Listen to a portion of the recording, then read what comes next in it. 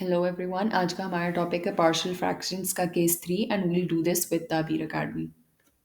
So basically case 3 is for cases where the denominator includes a quadratic factor, and basically a quadratic factor is a term like x squared in which the power of x is 2.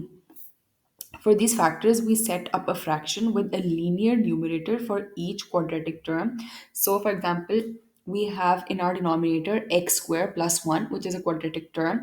इसके लिए numerator में we will add bx. You can see कि पिछले examples में हम सिर्फ b add कर रहे थे, but now we have bx plus c, and we have two fractions for this. Then we'll simplify it by multiplying the denominator on both sides. This will give us the equation which is numbered 1.